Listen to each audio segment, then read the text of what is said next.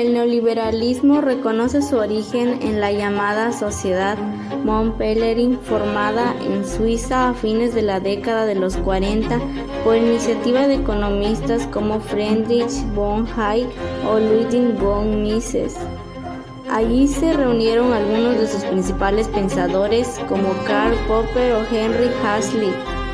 La Sociedad Mont-Pelerin es una asociación multidisciplinaria creada, en palabras de sus propios fundadores y seguidores, para preservar los derechos humanos amenazados por la difusión de ideologías relativistas y afines a la extensión del poder arbitrario.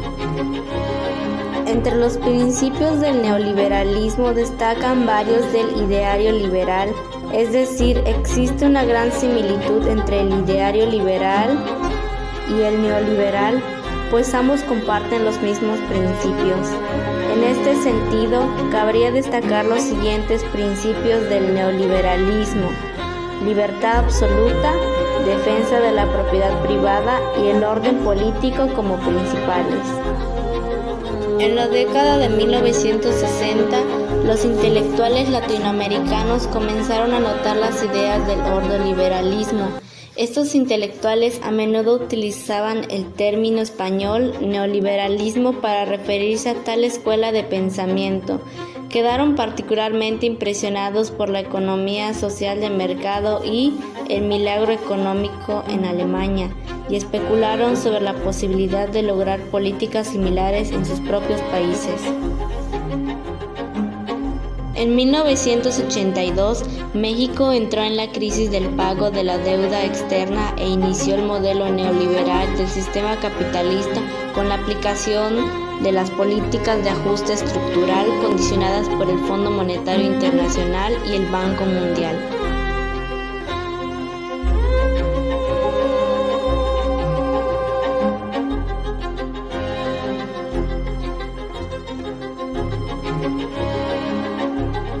A partir del gobierno de Miguel de la Madrid en 1982 y como respuesta a la crisis fiscal del Estado del Bienestar, se impuso una estrategia económica de tipo neoliberal, cuyos rasgos esenciales se pueden sintetizar.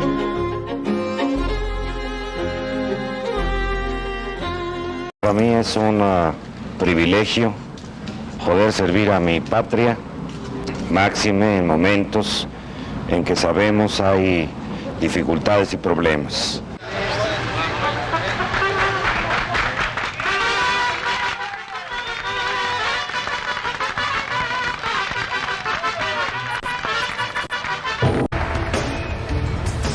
Golpeados por la inflación, muchos mexicanos se vieron obligados a engrosar las filas del subempleo. Otra dramática variable se hizo aún más presente en la era de la Madrid: el crecimiento demográfico. Las ciudades capitales comenzaban a desbordarse con los migrantes del... Vivimos una situación de emergencia. No es tiempo de titubeos ni de querellas. Es hora de definiciones y responsabilidades. No nos abandonaremos a la inercia. La situación es intolerable. No permitiré que la patria se nos deshaga en las manos. Vamos a actuar con decisión y firmeza.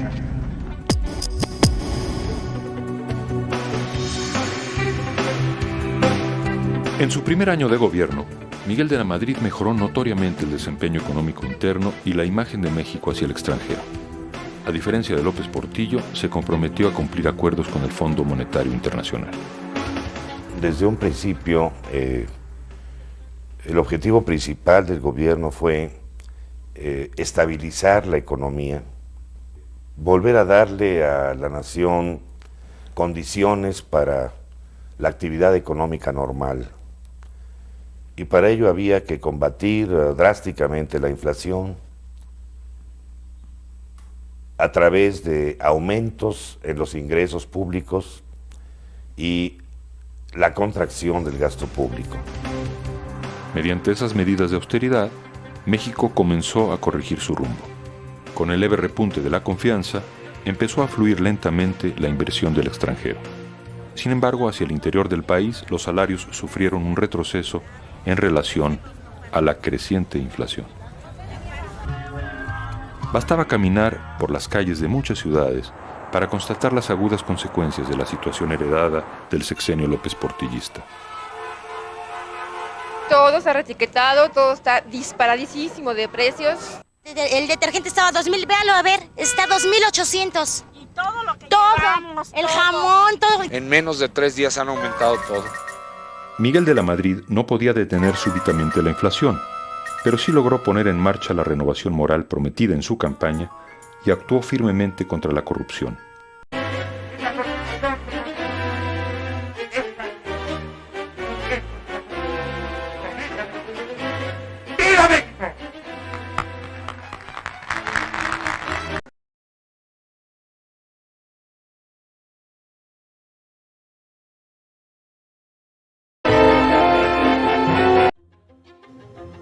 En 1988, tras una polémica elección presidencial, el economista Carlos Salinas de Gortari llegó a la presidencia imponiendo un modelo económico neoliberal en el país. La estrategia neoliberal se sintetiza de la siguiente manera: la estabilización de la economía a partir de un manejo realista del presupuesto, la privatización de empresas paraestatales, la reforma fiscal, la desregularización económica, la reforma financiera, la liberación del comercio, entre otros. La estrategia neoliberal emprendida en México ha tenido como principal objetivo explícito combatir la inflación. Inicialmente, la base teórica de esa estrategia fue proporcionada por el Fondo Monetario Internacional.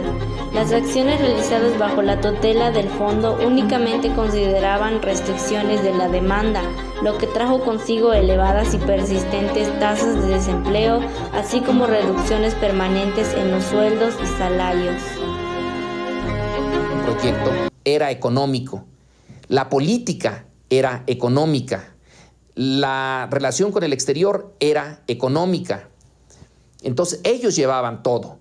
La economía era la que asignaba los premios y los castigos al grueso de los mexicanos. Salinas actúa en consecuencia y se atreve a plantear el Tratado de Libre Comercio con los Estados Unidos y Canadá. En los meses siguientes se dedica a promover el proyecto con toda determinación. El prestigio interno de Salinas crece y cuando dice que México puede ingresar al primer mundo, lo cree en verdad. Su mayor acierto es su actitud. Hace que México piense más en el futuro que en el pasado. El hechizo salinista parece convertir los sueños en realidad. Su imagen internacional no supera la fama de Emiliano Zapata, pero llega a las páginas de todos los periódicos y revistas del planeta. Bueno, nosotros privatizamos los bancos, la compañía telefónica, las líneas aéreas, la siderurgia, las minas. Estamos ahora procediendo a privatizar los puertos, los aeropuertos. No hay modelos. En México lo que nos ha funcionado es un sistema de privatización a través de subasta pública. Algunos recursos de las privatizaciones se canalizan adecuadamente para pagar intereses de la deuda externa. Otros se utilizan para promover obras de beneficio social en un programa que tiene un éxito notable en casi todo el país. Se llama Solidaridad. Irrumpió con toda legalidad, desconoció a la autoridad estatal y municipal. El presidente de la República se convirtió en el presidente municipal de todos los mexicanos. En consecuencia, el desempleo y la continua caída de los ingresos de los trabajadores de la ciudad y el campo fueron determinantes en la creciente pobreza que ha caracterizado al neoliberalismo en México. De esta manera, entre 1985 y 1987, a la estrategia emprendida para el control de la inflación de demanda, que en muchas ocasiones se debe a un desbordamiento del gasto del gobierno y por consiguiente a un alto déficit fiscal. Finalmente, en noviembre de 1993, el Congreso norteamericano aprueba el anhelado Tratado de Libre Comercio. Para Salinas de Gortari, no era el triunfo, era la gloria misma. Días más tarde pudo destapar a su protegido político, Luis Donaldo Colosio, su fiel colaborador y, en ese momento, su secretario de Desarrollo Social. ¡Vamos por más progreso para México! ¡Que viva Carlos Salinas de Gortari! ¡Que viva el Partido Revolucionario Institucional! ¡Que viva México! El 6 de marzo, Colosio pronuncia un valiente discurso que lo distancia de Salinas. Yo veo un México de comunidades indígenas que no pueden esperar más a las exigencias de justicia, de dignidad y de progreso. Frente a Chiapas, los priistas debemos de reflexionar. Como partido de la estabilidad y la justicia social, nos avergüenza advertir que no fuimos sensibles. Él sí haría la reforma política. Él sí separaría al PRI del gobierno. 2 semanas después, al terminar un mitin en Tijuana, y mientras avanza entre la multitud, un hombre se puede acercar lo suficiente al candidato para poder disparar y matarlo. La posibilidad de elección del nuevo candidato es, por razones jurídicas, muy reducida. Sin embargo, Ernesto Zedillo Ponce de León recibe el apoyo de personas cercanas a Salinas y es el candidato elegido. Los mexicanos acuden a las urnas el 21 de agosto y dan su preferencia mayoritaria a Ernesto Zedillo, el candidato del PRI. Joven de 29 años.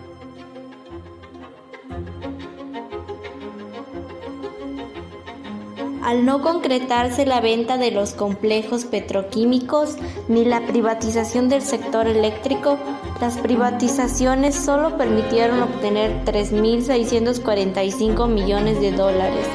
Se agotó así el patrimonio nacional.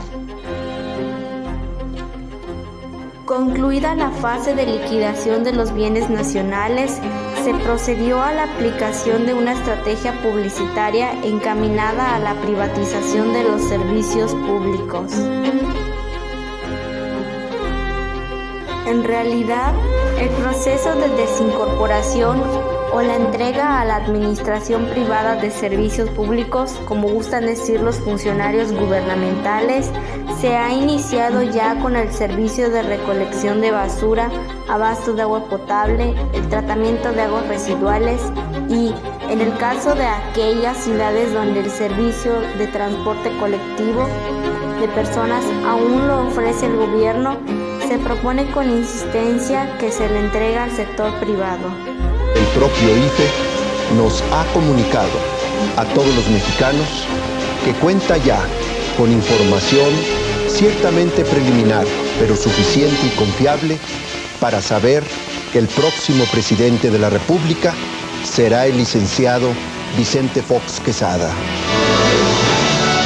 Quiero dejar públicamente mi compromiso de entrega total, de poner lo mejor de mí mismo, de poner cada minuto y cada segundo de mi tiempo para estar al lado de ustedes, para estar al lado de sus sueños, para estar al lado de mi querido México.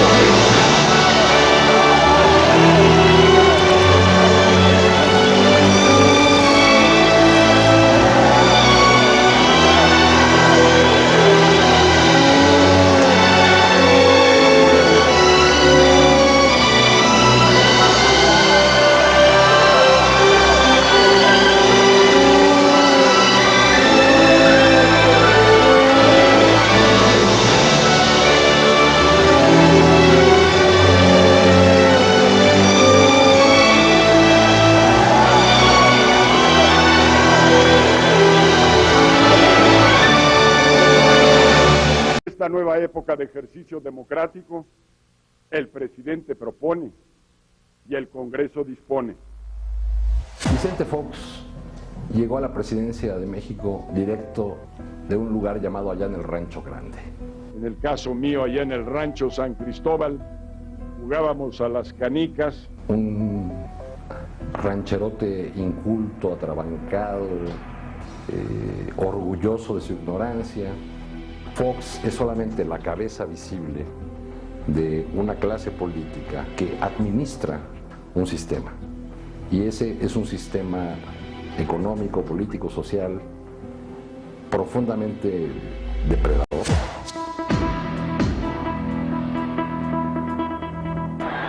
No podemos fallar. Un país en el que cada vez haya menos pobres. Partido de Acción Nacional, también conocido como PAN, de ideas humanistas y cristianas, se convirtió en un partido seguidor del neoliberalismo económico. De Fox era para que hubiera un primer gobierno de alternancia que reorientara la totalidad de las políticas. Vicente Fox es incapaz de eso. Pero Fox, en el imaginario de los medios de comunicación masiva, iba a ser quien pusiera fin a 70 años de partido de Estado. Y yo, decepción, Fox no era nada de eso, pues no representaba ninguna transición, sino más bien una continuación de lo que venía dándose, con una característica personal de su manera de ser, que evidentemente resultó a veces trágico-cómico. Era tan importante el que ya no fuera el PRI, que se dio este fenómeno conocido en México como el del voto útil, gente que aunque no creía en el PAN ni en Fox, pero no quería el regreso del PRI, se apostó a abrir la oportunidad de la alternancia. Para mí el problema es que la alternancia tenía como reto principal haber cambiado el régimen político, haber exactamente avanzado en términos de la democratización, no del régimen priista, sino del régimen político en su totalidad, y reconocer la agenda de la crisis de Estado, y ahí reconocer ya como particular la demanda de los pueblos indígenas con los acuerdos y el proceso de San Andrés para un proceso de transformación. Resultó ser un continuador de todas las políticas neoliberales y de la política de contrainsurgencia que había caracterizado a Zedillo.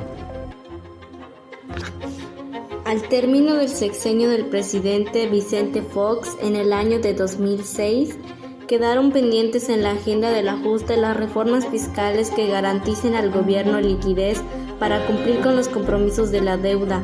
También quedaron pendientes las reformas para la flexibilización laboral con el objetivo de hacer más competitiva la inversión privada extranjera. Lo ha provocado la eliminación paulatina de los derechos laborales y las condiciones de los trabajadores.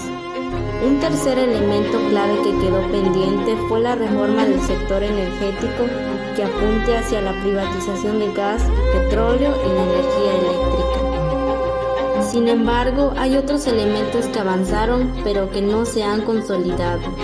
Por un lado, el gobierno ha logrado ir descentralizando el papel del Estado y sus diversas dependencias y secretarías para pasar a las entidades la responsabilidad de estas abandonadas a sus propios medios o eventualmente facilitar sus privatizaciones.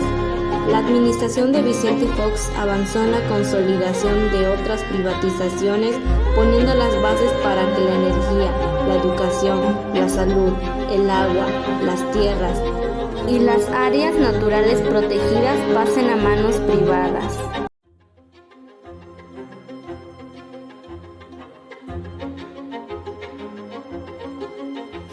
En el año de 2006, Felipe Calderón llega a la presidencia a partir de una elección seriamente cuestionada por uno de los contendientes y por una parte importante de la población, lo que de alguna manera condicionó la trama y el final.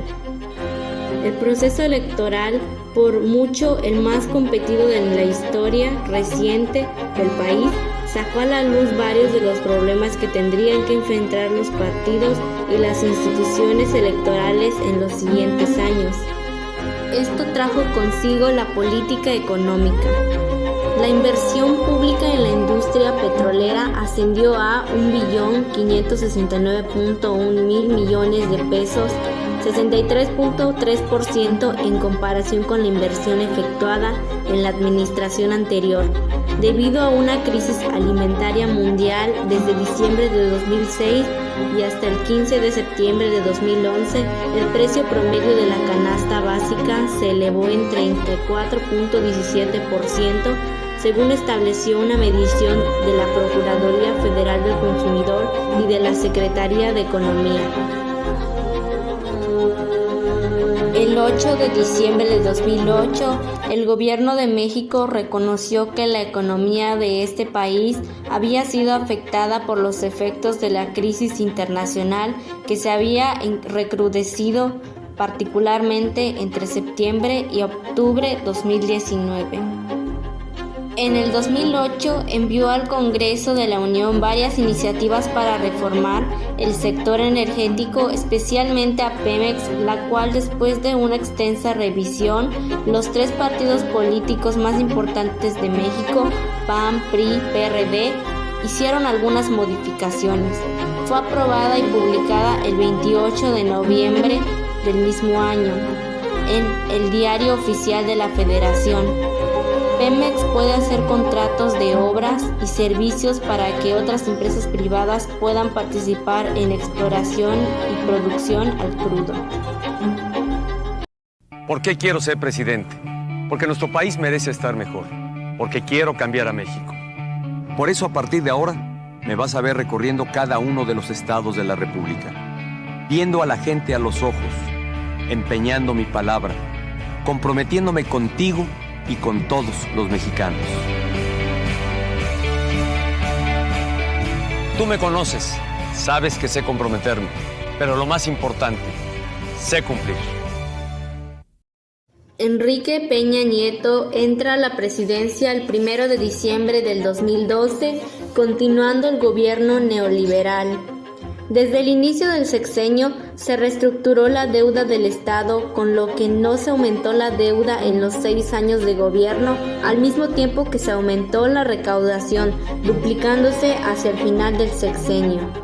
Por otro lado, las críticas sobre su gobierno se ubican en la situación económica en que el Estado de México guardaba al terminar el mandato de Peña. El Producto Interno Bruto per cápita de dicho Estado se encontraba un 30% por debajo de la media nacional, por el equivalente a 81.162 pesos mexicanos. No obstante ser uno de los estados que aportan más al PIB nacional, ello se explica por la desigualdad en la distribución de la riqueza en el estado, ya que para 2011 el 43.7% de su población vivía en pobreza multidimensional. Esto, según el Coneval, se tradujo en un aumento del número de pobres entre 2008 y 2010, aunque en contrapartida disminuyeron sus carencias en materia de acceso a los servicios de salud, vivienda y rezago educativo, así como una evolución en el ingreso. A 6 meses de haber entrado en funciones, el gobierno anunció un gran programa de inversiones en infraestructura y en abril de 2014 siguió otro plan aún más grandilocuente, el Plan Nacional de Infraestructura, que debió invertir 7.7 billones de pesos, la mitad en el sector energético. Muchos proyectos no vieron la luz, dado que este plan incluía inversiones público-privadas que nunca se concretaron. El 9 de enero de 2014 fue publicada en el Diario Oficial de la Federación la reforma financiera con la que se buscaba dar un impulso al sector bancario y de ahorro en México. Con ella se reformaron 34 ordenamientos jurídicos en materia financiera.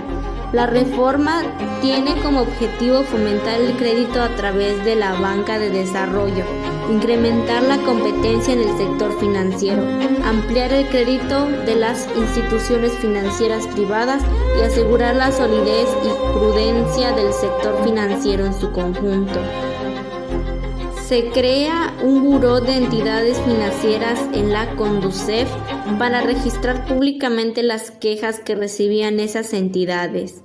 Se simplifican los trámites para el otorgamiento y ejecución de garantías bancarias.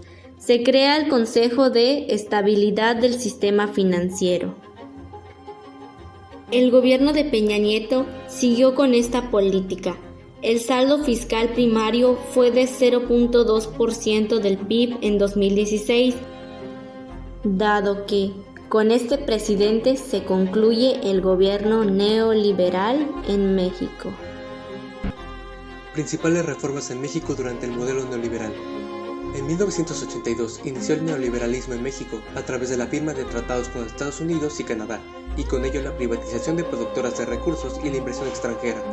La reestructuración neoliberal en México ha girado en torno a 6 importantes ejes: la contención del costo del trabajo, la reestructuración del régimen de propiedad agraria, los procesos de privatización, la reestructuración educativa y la redefinición de las relaciones con la Iglesia y la integración política y económica al proyecto norteamericano. Este modelo tiene reformas como las siguientes. Reforma en competencia económica. Establece un órgano regulador que le da las facultades para normar la economía y lograr una mayor competencia en los distintos sectores. Además, le da elementos o le da capacidades para combatir prácticas monopólicas. Reforma financiera. Busca fomentar y promover el crédito en nuestro país para asegurar que, en los próximos años, especialmente para las micro, pequeñas y medianas empresas, haya mayor crédito. Reforma hacendaria. Establece un régimen fiscal más simplificado, que cobrará más impuestos a quienes más ingreso tengan y fortalece la capacidad del Estado para hacer mayor inversión en sectores que hoy lo demandan, como lo son la educación, ciencia, innovación, tecnología, infraestructura y salud. Reforma energética. Tuvo como propósito entregar los recursos energéticos y la renta petrolera de la nación al poder transnacional. Para generar mayores recursos para el desarrollo social, el presidente Vicente Fox promovió durante el 2001 una reforma fiscal regresiva, cuyo objetivo real es lograr a toda costa un menor nivel de endeudamiento público como lo exigen las instituciones financieras internacionales, mientras el desarrollo social no es prioridad. En sus políticas de ajuste estructural, que se han aplicado en México desde hace 20 años, empeorando las condiciones de vida de millones de mexicanos.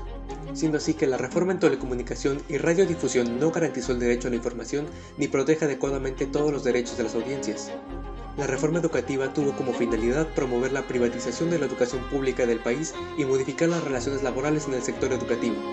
Y la reforma fiscal no eliminó los grandes privilegios. El crecimiento del PIB es crucial para una economía, ya que un aumento del mismo refleja un incremento de la actividad económica. Si la actividad económica repunta, significa que el desempleo tiende a reducirse y que la renta per cápita aumenta. Esto a su vez redunda en el crecimiento económico, ya que los agentes económicos se inclinarán más a gastar en el lugar de ahorrar. Además, tras un aumento del PIB, los ingresos fiscales del Estado tienden a elevarse, puesto que a esto recauda más impuestos y por lo tanto, el Estado puede destinar esas cantidades a partidas de gasto. Fortalecimiento del sistema financiero. Cada vez que usamos dinero, interactuamos con el sistema financiero de alguna manera. Las instituciones financieras facilitan el movimiento del dinero en la economía. Nos permiten hacer pagos, depósitos, compras y transferencias económicas. También el sistema financiero debe mantener un nivel adecuado de liquidez para enfrentar cualquier contingencia.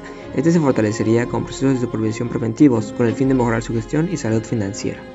Aumento de las exportaciones. Las exportaciones hacen parte del producto de un país, por lo tanto, contribuyen al aumento del mismo, reflejándose en un mayor ingreso para algunos sectores de la población, los cuales tienden a incrementar sus niveles de consumo y ahorro doméstico, y de esta manera estimulan la producción y el empleo en actividades. Así que, si esta aumenta, afectará de buena manera a la balanza comercial. Esto quiere decir que los productos de un país estarán en todo el mundo. Libre comercio. Los defensores del libre comercio aseguran que este permite que los consumidores puedan disfrutar de una mayor variedad de productos y servicios a un precio más accesible, debido a la presión de la competencia.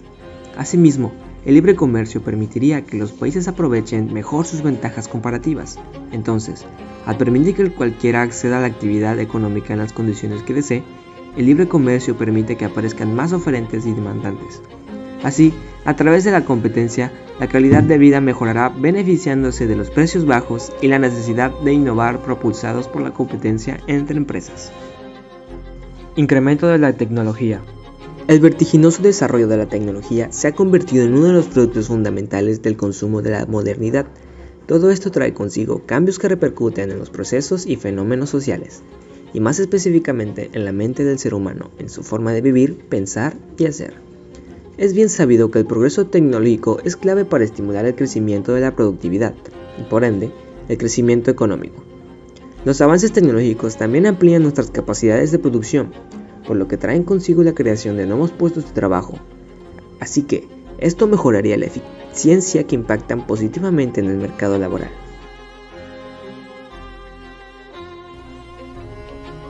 Derivado de la menor participación del gobierno y la apertura de los mercados en los países en vías de desarrollo, debido a las fallas estructurales en su economía, los efectos tales como la inflación y el crecimiento del desempleo son situaciones poco favorecedores, importantes en los efectos sociales, tal como lo son la caída del poder adquisitivo, el aumento de la pobreza, propiciando el aumento de las personas que migran hacia otros países en busca de mejores oportunidades. Esto es causado por los bajos salarios.